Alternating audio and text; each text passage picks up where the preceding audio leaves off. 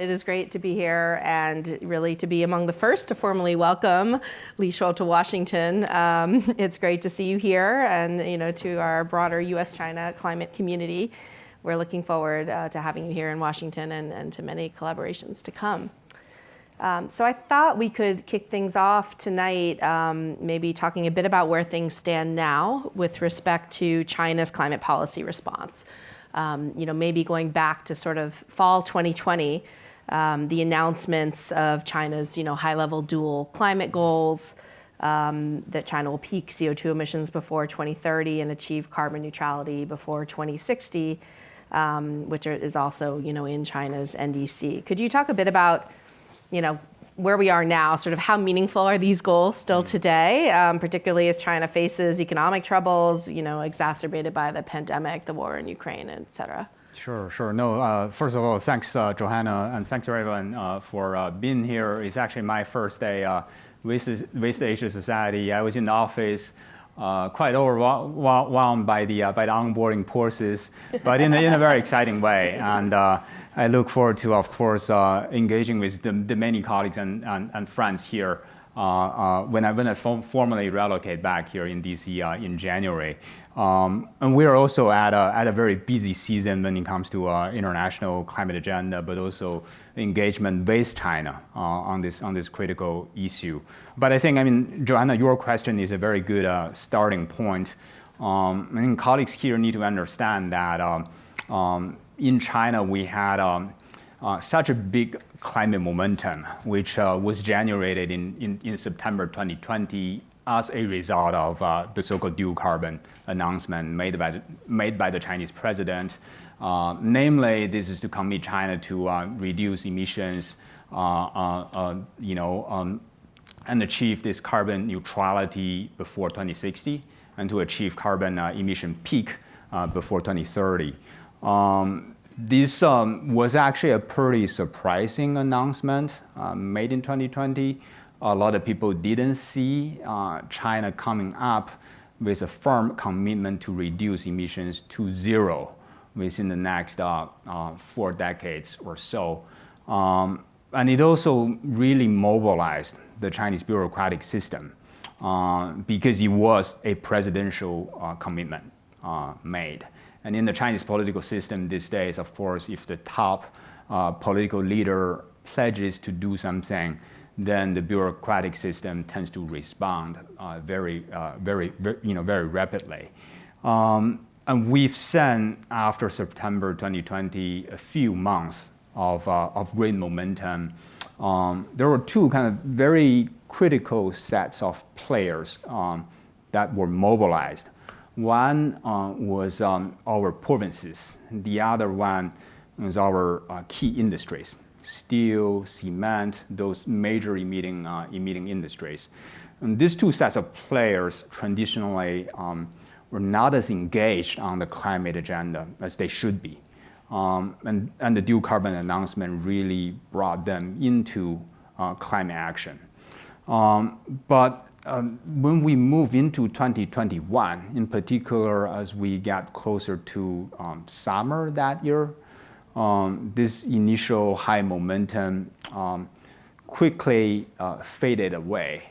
And a few things happened since mid-2021. One was China, a few provinces in different regions suffered from power crunches. So this was basically in the summer when electricity demand shoot very high because of high temperature, high air conditioned demand, and high industrial output. Many provinces had a hard time meeting their electricity demand. We also, in mid-2021, started to suffer from macroeconomic problems in the real estate sector and so on. And as we move into 2022, there was the Russia-Ukraine war, the US-China climate tension, where overall bilateral tension went even further that year. And I think those factors also kind of deteriorated China's climate appetite. And I would say we are still kind of suffering from those backlashes. At this point in time, late 2023, I think we still suffer from rather low momentum domestically in China. And I think this is also why the upcoming climate summit that we will have in Dubai is critical, right? This, can international engagement at the COP, but also, of course, the most recent US-China climate engagement, kind of international factor play a role in revamping or reinvigorating China's climate appetite. I think that's a critical point. I do think, I think we'll talk about this a little bit more. I do think there is a critical role that international engagement can play to enhance China's climate ambition. Yeah, I want to talk about the COP, but maybe just to follow up on something you mentioned, related to domestic policy implementation. You mentioned sort of mobilizing the bureaucracy in China. Back in 2018, China's Ministry of Ecology and Environment, right, the MEE, was established. This was sort of a new super ministry for covering a variety of environmental topics. And it took over at that time several climate policy, functions from the NDRC, the National Development and Reform Commission. But then in 2021, as I understand it, some of those functions were actually returned to the NDRC. Could you talk a little bit about sort of who you see as the most important government entities right now for implementing climate policy in China? Right. Well, I mean, obviously the environmental ministry is still kind of the front face when it comes to the climate agenda. They are still in charge of a lot of the carbon emission reduction policies, as well as this leading role when it comes to China's international climate diplomacy. So I think they still play a very important role. But of course, and I think this is also the situation not limited to China, but really for all the countries. As we move further with climate policies, we will realize that agenda is so intertwined, right, with the macroeconomic agenda. And that's not a bad thing, right? Because in a way, it's kind of the climate agenda being mainstreamed, right? So that you need to kind of shape your economic agenda in a way that aligns with the need to decarbonize. But the problem that we have, or the challenge that we have in China, is of course the economic agenda has been taken care of by the NDRC, our kind of super economic ministry. They're politically very powerful. And then on top of that, we just had over recent years a lot of macroeconomic problems, right? So if you are the economic ministry, your number one job over the last few years is to ensure there is sustainable growth.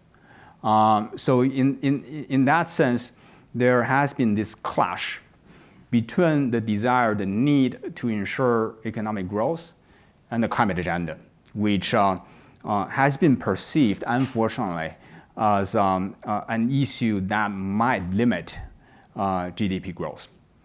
Having that said, I think one interesting situation, and this is a very recent development, is if you look at growth in China this year, a lot of the economic growth is coming from our clean industries.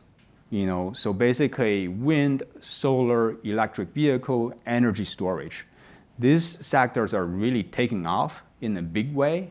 We are not only kind of expanding, for example, electric vehicle deployment on the roads of China. We're also selling a lot of those clean tech products elsewhere in the world, and these sectors are one of the few growth points in China's overall economic situation. So in a way, that's actually a pretty interesting point that if you double down on clean tech, it aligns very well with the overall economic agenda. I think that's an area where more opportunities exist, and that's also an angle to further convince Chinese decision makers that they should embrace stronger climate agenda.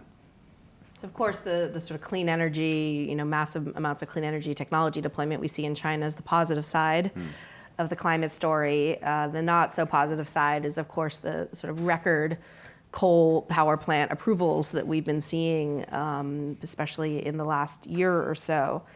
I'd be interested in your take on the key motivations sort of behind this coal resurgence or the return to coal, and do you see any sign now that that's subsiding? Sure. Well, I mean, the short answer is it is still not subsiding, unfortunately. So we're still approving and building a lot of coal-fired power plants, and from an environmental and climate point of view, that's a big problem. China consumes more than half of the world's coal consumption, and there is a long pipeline of new projects that have been approved. But I think the rationale behind this coal fever, in many ways, is similar to the reasons that explains why we're having astronomical growth when it comes to the clean tech sector. And what are the motivations for coal? Number one, big scale infrastructure projects generate a lot of short-term GDP. So it's always appealing to our local authorities, right, to approve those large-scale infrastructure projects. Number two, and this is a pretty unique situation in China. Friends here need to understand that we actually have an oversaturated power market, in the sense that we actually have more power generation capacity in the country than the power demand. So then the question, of course, is why are we still adding in more coal-fired power plants? The problem here is if you look at electricity demand and supply in the overall sense throughout the year, we have more supply than demand. But if you look at certain days of the year or even just certain time of a day, China is seeing a very significant peak load demand in, for example, hot days in the summer or cold days in the winter. And that's because the residential sector tends to consume more and more electricity during those extreme weather days. So basically, in very short period of time out of the year, we might have a supply-demand imbalance. Even could be a blackout, right? And we had those situations over the last 2 to 3 years. The Chinese political economic system works in such a way that if you are a provincial governor, if you have power oversupply, that may not necessarily be a problem for you. But if you have 1 or 2 hours of blackout, then that's a major thing. That's something that matters to your political career, and you absolutely want to avoid that. So that's also another explanation of why we're still adding in more coal-fired power plant. And the third explanation is China is not embracing all the smart measures to manage this peak load demand. And I should stress that in addition to just throwing in more money on coal-fired power plants, there are many other alternatives that you can do to weather through the peak load demand. You can enhance energy efficiency, you can have better demand side management, you can ramp industrial activities up and down depending on, for example, the weather situation. There are smart things that you can embrace. But there is just kind of a lack of incentive to embrace those alternatives. And as a result of that, this easy and quick, but environmentally and economically costly option, which is building more coal-fired power plants, stay there as the answer to the problem that we have. Yeah, I mean, it's interesting, you saw the language, right, in the recent Sunnylands statement, which I'll ask you about in a minute, that talks about both China and the US anticipating post-peaking meaningful absolute power sector emissions reduction in the critical decade of the 2020s, right?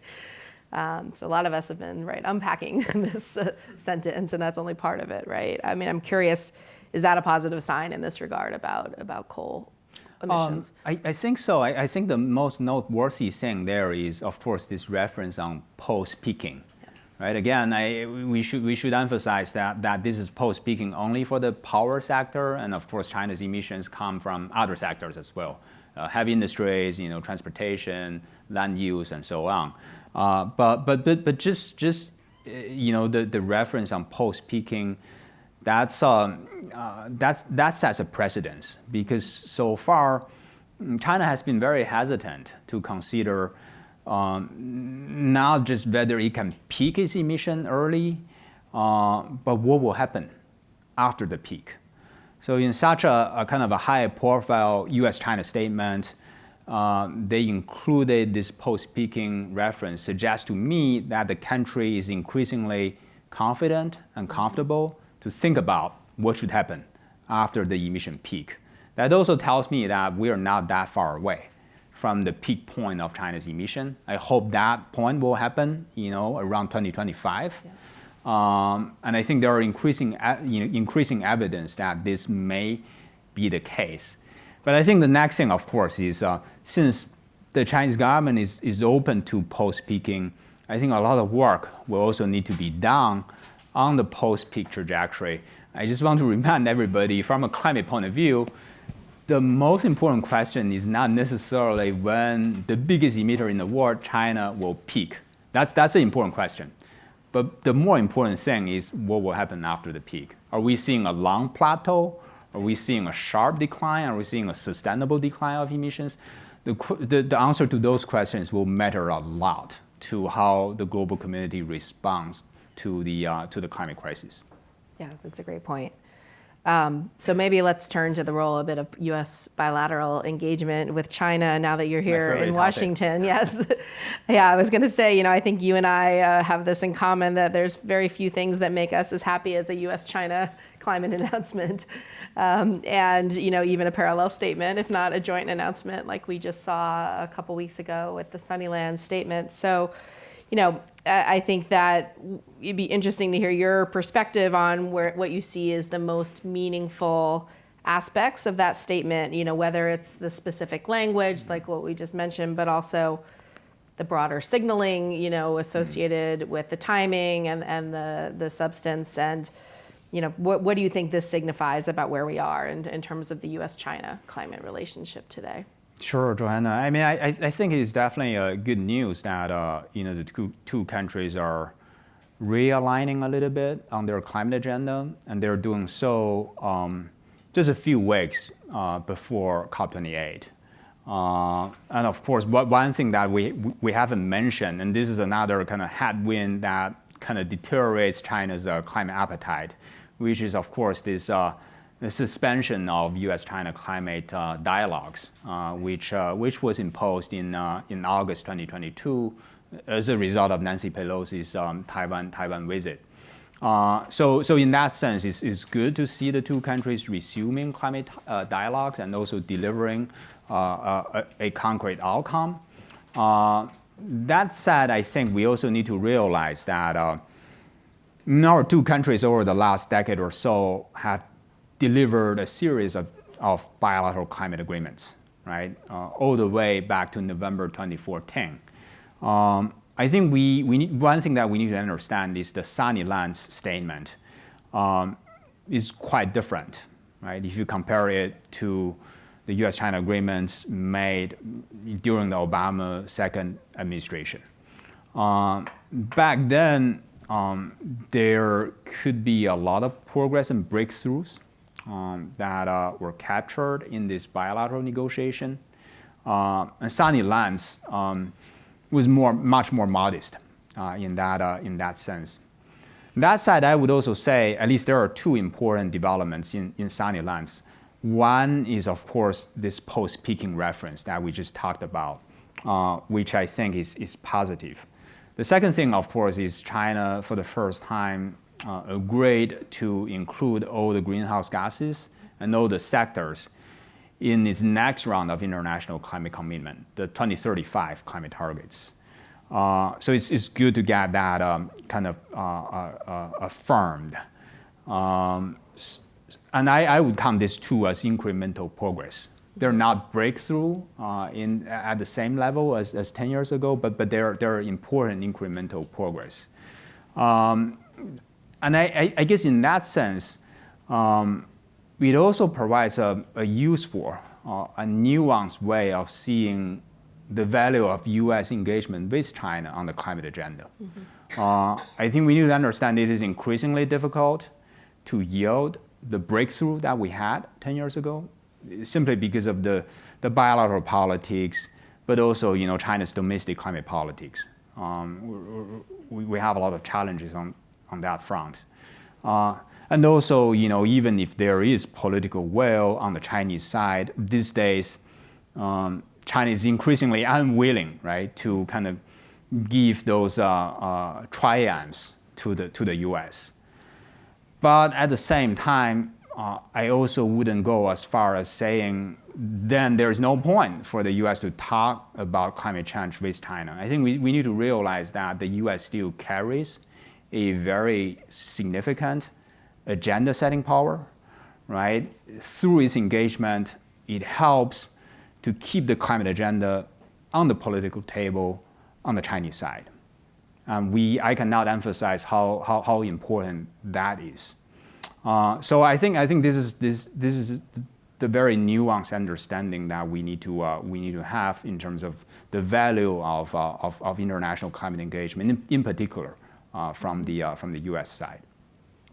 I mean, I think from where I sit, it really seems that we owe a lot of the sort of the resurgence of U.S.-China climate cooperation and the Sunnyland Statement to our special envoys, right, John Kerry and Xie Jinhua, and the relationship that we know these two men share. And I'm curious, we know that Minister Xie is retiring. We don't know how long Secretary Kerry will be around in his role.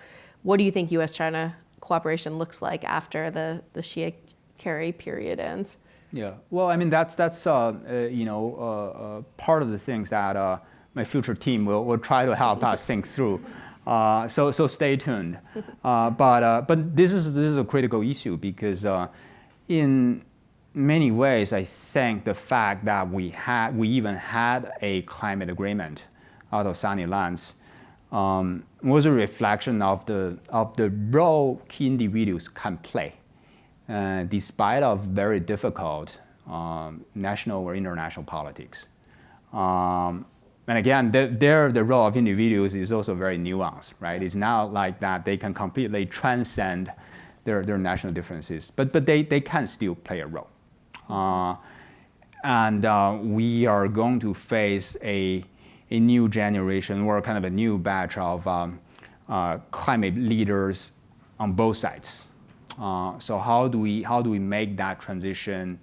How do we make sure that the trust at the individual level that had been built through hard work can be preserved there? I do think this is an area that would deserve a lot of our attention.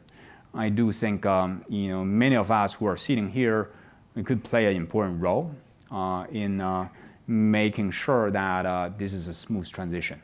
And again, I mean, I'm a firm believer of the critical role that important individuals can play. Mm-hmm. I mean, on the one hand, you could argue the United States is perhaps in a better position now to engage with China than we were a few years ago because of the passage of meaningful climate legislation in Congress for arguably the first time. Of course, the Inflation Reduction Act, but similarly, the IRA, of course, contains many provisions that prohibit Chinese entities from entering the U.S. clean energy sector, for example. And then, of course, the U.S. has passed other policies that aim to decouple or de-risk supply chains from from its reliance on China more broadly. So I'm curious, how do you see Chinese officials or in the climate space responding to the IRA? And do you think locking out Chinese clean energy companies is the right strategy for the United States? Sure. No, I mean, a few things that I can say or I can channel from Beijing. One is I think a lot of people in China are still waiting to see how the IRA will unfold. You have many experienced negotiators or observers here on the U.S. side on China-related climate issues. And it's the same thing, they're in Beijing. A lot of people have experienced a few U.S. administrations to tell that there could be up and downs here, right, with regard to U.S. Domestic climate politics. So a lot of people, I think, are still observing how the legislation will be executed, not just within this administration, but also beyond that. I think you can anticipate a hard time convincing many Beijing-based analysts or policymakers that this will be smooth sailing. I think the second thing that I would say is indeed the climate agenda and the industrial policies are increasingly intertwined in China, in the US, in international climate diplomacy. This is a new development.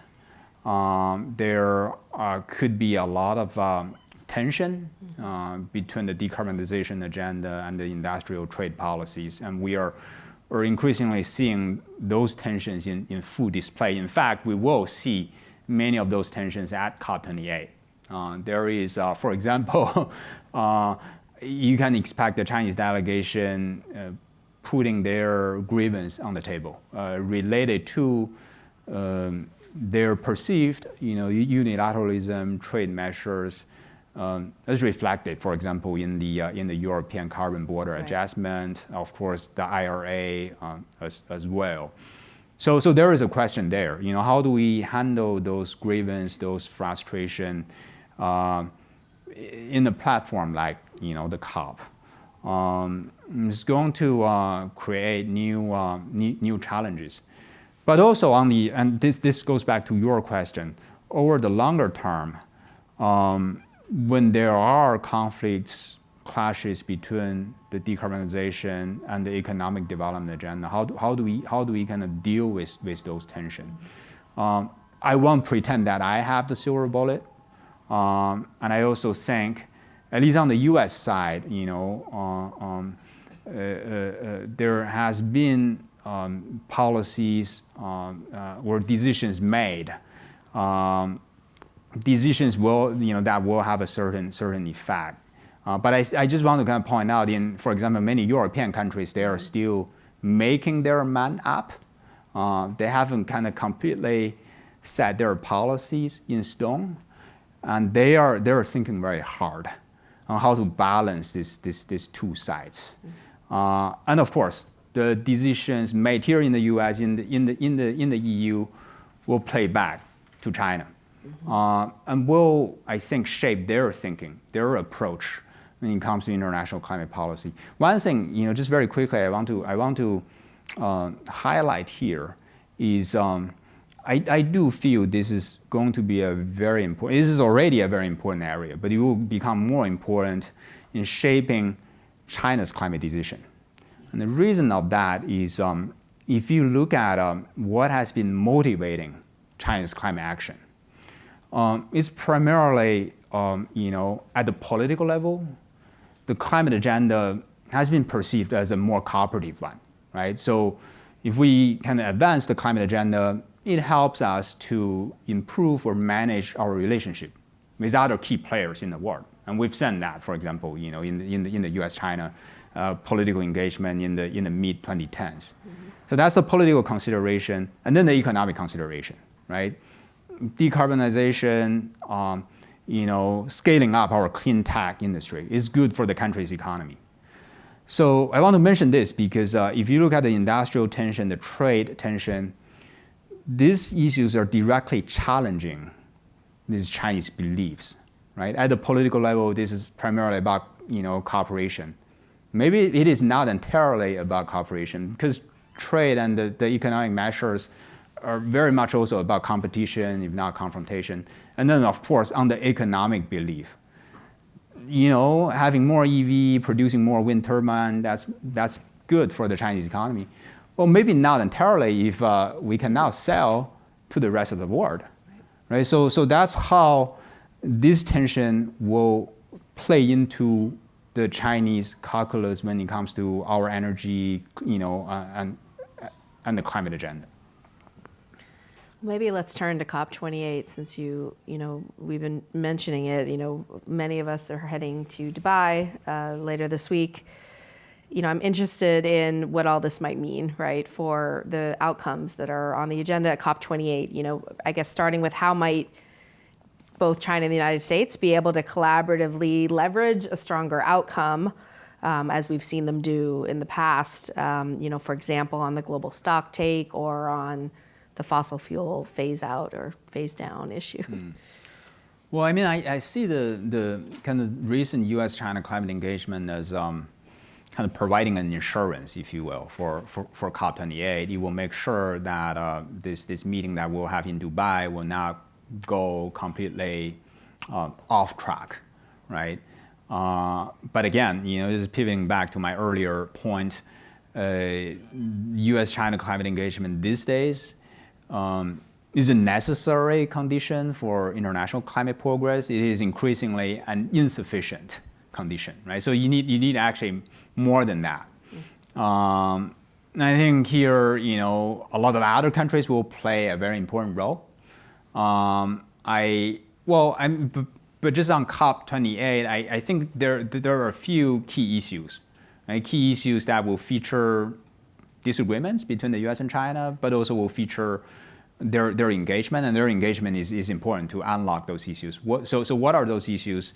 We're expecting a pretty important discussion on energy transition, namely, do we adopt the global renewable energy goal, right, as part of the UN process?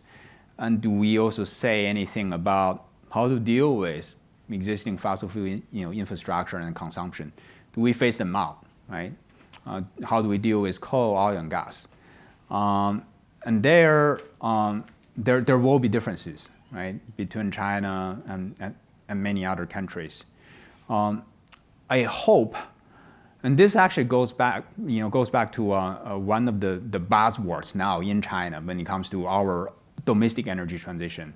There is this kind of top-level mandate directly from the president, which basically says you need to kind of phase in, or you need to build the new and clean infrastructure before you start to dismantle the old, meaning primarily coal-fired power plants.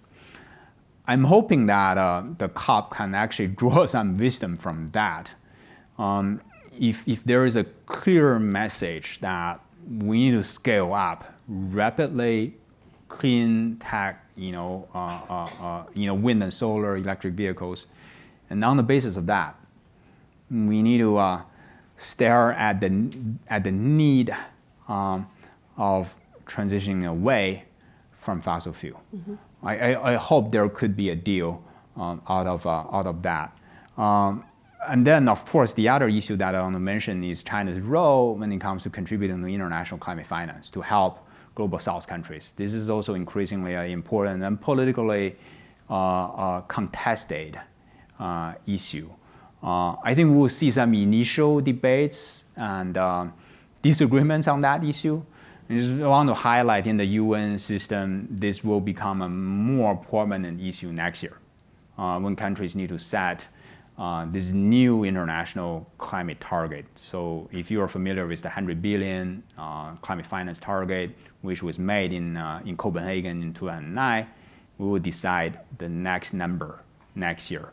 As part of that conversation, there is the question of not just the number, but who is to pay into that and who can access the finance. And of course, China's position, China's role in it will be quite important. So maybe, one last question before we open it up. Where do you see all this where does this all take us heading into next year? I know there's a few things to watch. Maybe, the Sunnyland statement, of course, mentioned that the United States and China intend to hold a high-level event on subnational climate action in the first half of 2024. What else do you think we might see next year? Any chance we might see a preview of China's new NDC and maybe some absolute emission reduction targets, or what should we be watching? Sure. No, I think on the U.S.-China front, indeed, the key thing is to see how well the Sunnyland Agreement is going to be executed, right? And how resilient it will be in light of the still very challenging bilateral politics, and of course, the Taiwan election, the U.S. federal election next year. So how resilient this recent statement will be. I think that will give us a lot of insights. to what extent we can move as far away from the climate suspension as possible, right? And then on the China domestic front, indeed there are a few key issues.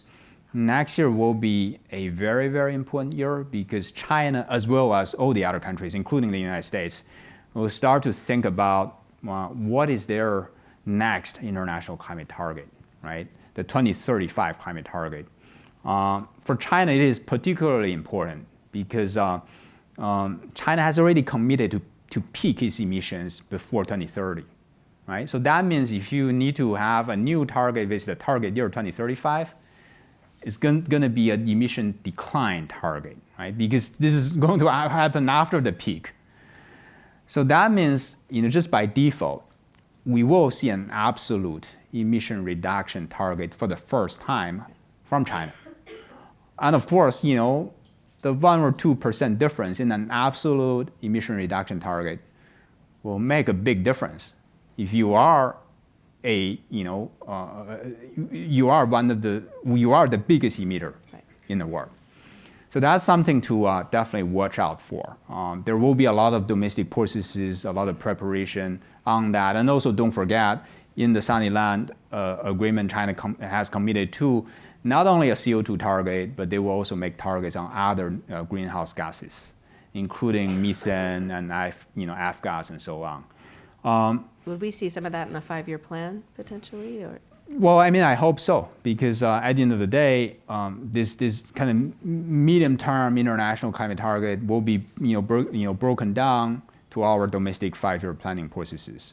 So in order for the international targets to be fully fulfilled, you need to have a domestic process, right, to deliver that.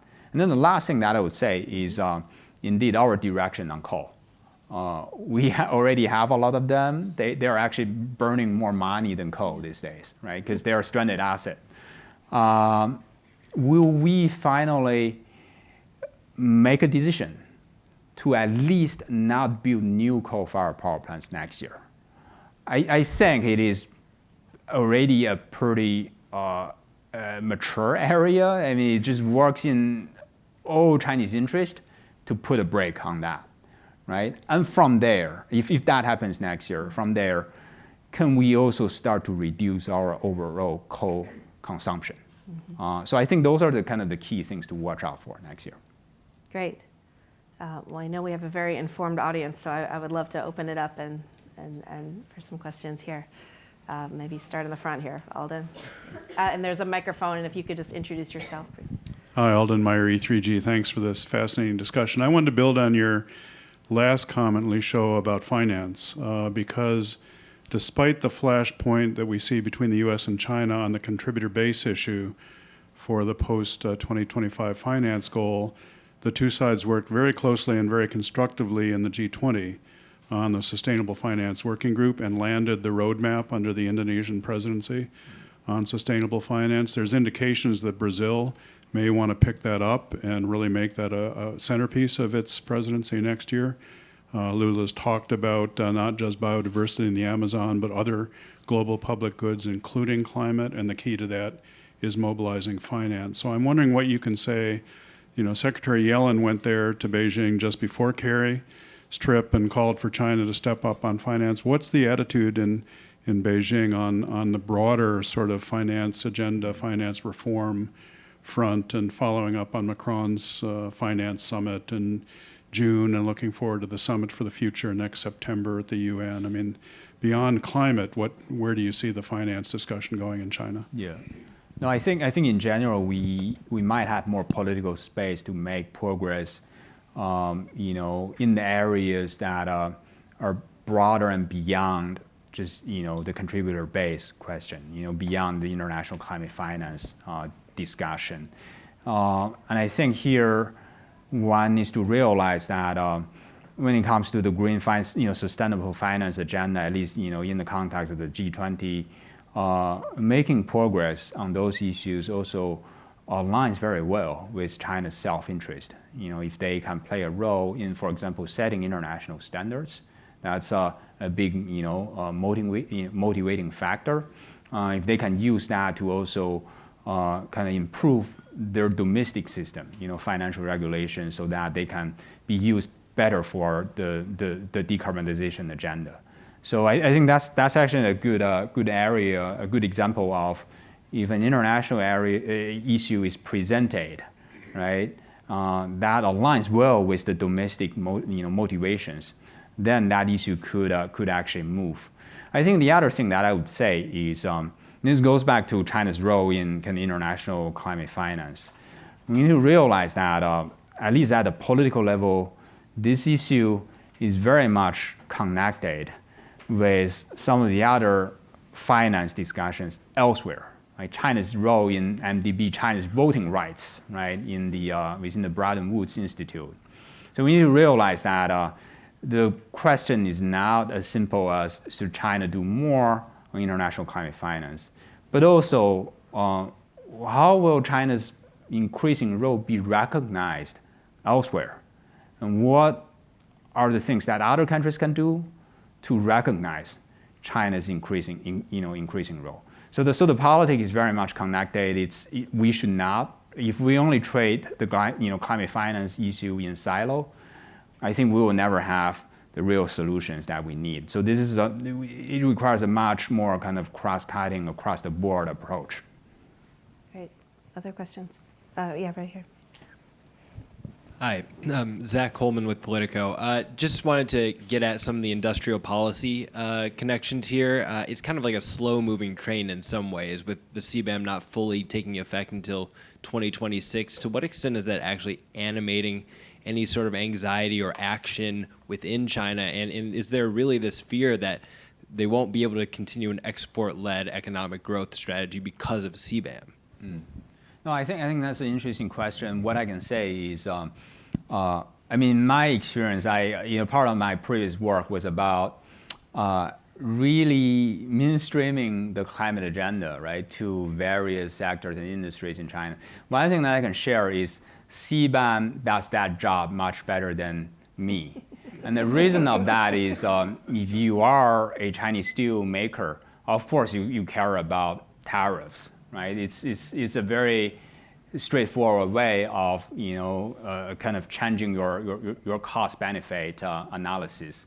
So a lot of people do pay attention to CBAM.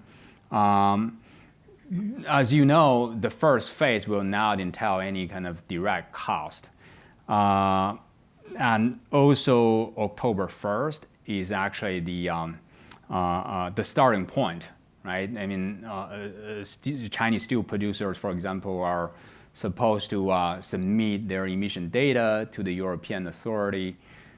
Interestingly, so far, there is nothing in China that, no government policy that prevents our steel producers from doing that. So let's see whether this will continue to be the case.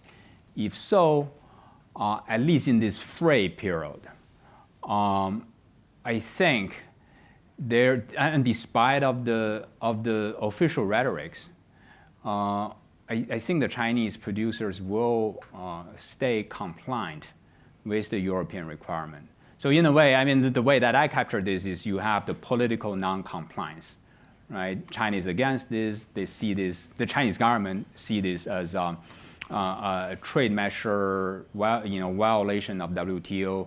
But at the commercial level, you have a compliance situation in the sense that the Chinese regulators are not telling our steel producers what they should or they should not do. And of course, if you're a steel company, you're still interested in selling to the European market, you will just submit your data to be able to continue to export. So let's see. I think the direction that we're going in this CBAM fray time period. I do see a few variables in the future. One, of course, is once we move into the phase that you actually need to pay, will the situation change? How will other countries respond to CBAM? And of course, depending on the U.S. election outcome, will the next administration stay as cooperative as the current one? And of course, what about U.S. Trade measures, climate-related trade measures vis-a-vis China? And will that kind of interplay with Chinese attitude towards the European CBAM? So there are a few more variables further down the pipe. Great. Yeah. Maybe over here and then here. Lily Pike, freelance writer. Thank you so much for the talk today.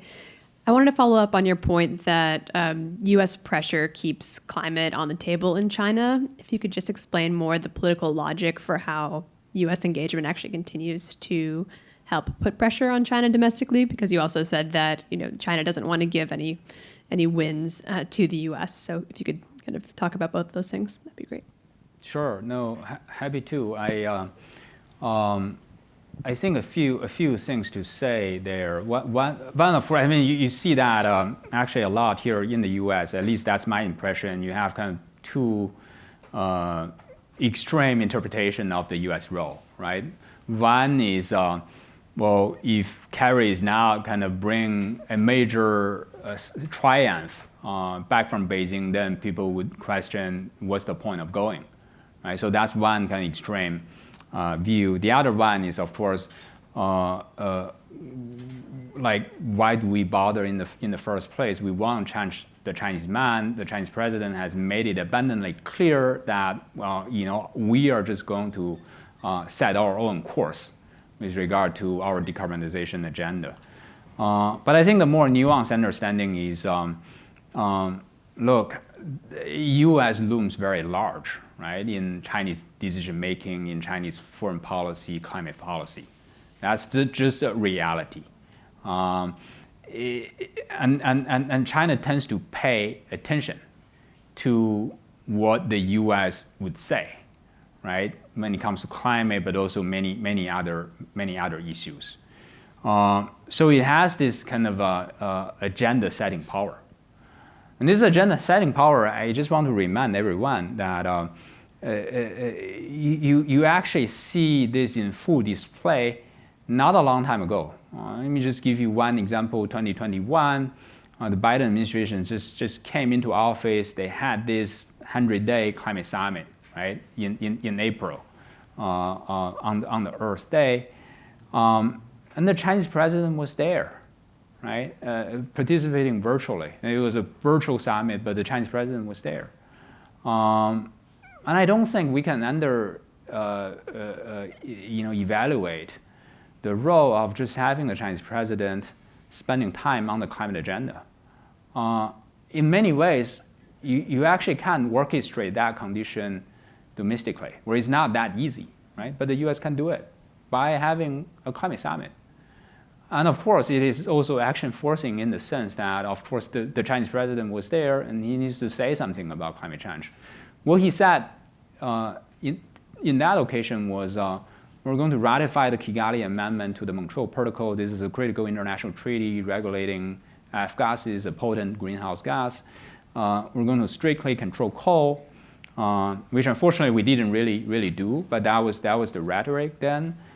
But also don't forget, when the Chinese president says we're going to strictly control coal, it resonates within our domestic political and economic system, right? So there is this action forcing and this agenda setting, action forcing role there. And I don't think a lot of countries can do that. I don't think a lot of domestic players within China can easily do that.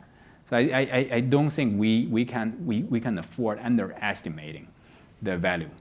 All of this said, the U.S.-China bilateral relationship will impose many constraints on what the two countries can or cannot do. I think our U.S. friends need to be realistic about this, but not use this as a way to kind of argue against further engagement.